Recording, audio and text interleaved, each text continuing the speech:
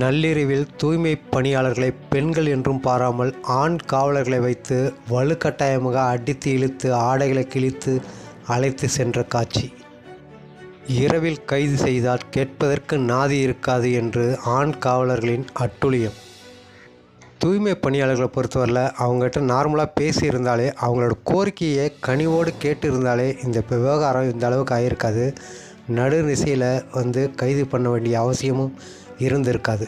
காவல்துறையோட அடக்குமுறையை வச்சு நீ அரசாங்கத்தை நடத்திட முடியும்னு நினைச்சினா அவங்கள வச்சு உன் வீட்டு குப்பையே அல்ல. நீங்க போட்ட நாப்கின் முதற்கொண்டு இந்த மக்கள் தான் அள்ளி போடுறாங்க. உன் வீட்டு குழந்தை போட்டிருக்கக்கூடிய டாய்லெட்டோட இருக்கக்கூடிய அந்த டயப்பர் முதற்கொண்டு கையை வச்சு அள்ளி போடுறது இந்த மக்கள் தானே. அது எல்லாத்தையும் இனிமே நீயே அள்ளி போடு. இந்த காவல்துறையை வச்சு ஆட்சி நடத்திக்க. அடுத்து ஓட்டு வேணும் நான் எட்டி பாத்துறாத. இந்த மக்கள் தொடப்பக்கட்டைய ரோட கூட்டுறதுக்கு மட்டும் பிடிக்க மாட்டாங்க நம்புறோம். எட்டி பாத்துறாத. இந்த மக்கள் தொடப்பக்கட்டைய ரோட கூட்டுறதுக்கு மட்டும் பிடிக்க மாட்டாங்க நம்புறோம்.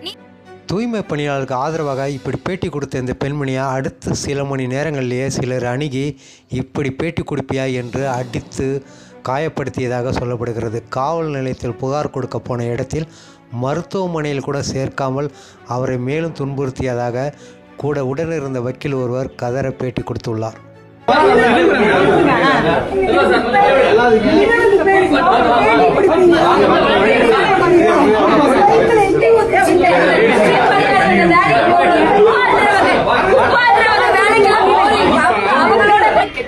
போட்டு அடிக்கிறாங்க. போனவங்க அவ்வளவு கத்துறோம். இன்ஸ்பெக்டர் எங்க, ஏசி எங்க கேக்குறோம். ஏசி போன 5 நிமிஷத்துல அடுத்த இன்ஸ்பெக்டர் பேசுறாங்க. அவங்க போன 5 நிமிஷத்துல இருந்தாங்க. அந்த 4 பேரும் அன்யூனிஃபார்ம் இருந்தாங்க. நேம் பேட்ச்ல வந்த ஏசிக்கு நேம் பேட்ச்ல பேரு காயத்ரின்றாங்க. இன்ஸ்பெக்டருக்கு நேம் பேட்ச்ல. அதுக்கு அடுத்து வந்த இந்த 4 பேர் அங்கவே தான் இருந்தாங்க. அவங்க எங்களை போட்டு அவ்வளவு அடி அடிக்கிறாங்க. அவ்வளவு ஆபாசமா பேசி அடிக்கிறாங்க. இவங்க போயிட்டு திரும்ப அடுத்து கிட்டத்தட்ட ஒரு 15-20 பேர் கிட்ட ஃபுல்லா எல்லா சுடிதாரு புடவை எல்லாம் கம்ப்ளீட்டா ட்ரெஸ்ஸே வேற அவங்களோடது.